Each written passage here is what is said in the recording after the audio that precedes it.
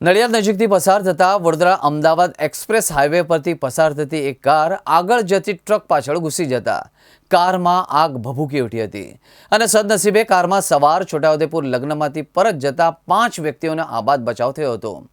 આ બનાવની જાણ થતાં જ નડિયાદ ફાયર બ્રિગેડની ટીમે સ્થળ પર દોડી આવી પાણીનો મારો ચલાવી આગ પર કાબૂ મેળવ્યો હતો। એક પરિવાર છોટાઉદેપુરથી લગ્નમાંથી કારમાં પરત ફરી રહ્યો હતો। એ દરમિયાન નડિયાદ નજીકથી પસાર થતા વડોદરા અમદાવાદ એક્સપ્રેસ હાઈવે પરથી તેમની કાર આગળ જતી એક ટ્રક પાછળ ધડાકેભેર ઘૂસી ગઈ હતી અને બાદમાં કારમાં અચાનક આગ ફાટી નીકળતા અફરાતફરી મચી હતી। જોકે કારમાં સવાર 5 વ્યક્તિઓ કારમાંથી બહાર નીકળી જતા તમામનો આબાદ બચાવ થયો હતો। આગ લાગતા જ એક્સપ્રેસ હાઈવે પર વડોદરા અમદાવાદ લેન પર ટ્રાફિક જામ સર્જાયો હતો।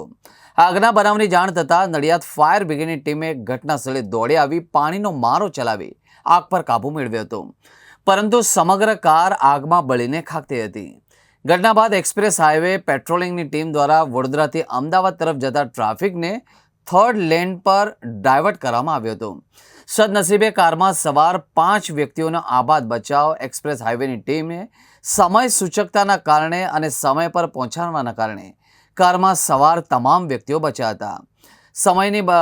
સમયસરની મદદના કારણે કારમાં સવાર 5 વ્યક્તિઓનો જીવ બચાવી શકાયો હતો। આ ઘટના હાઈવે પર વાહન ચલાવતી વખતે સલામતીના નિયમોનું પાલન અને પૂરતું અંતર જાળવવાની આવશ્યકતા દર્શાવે છે।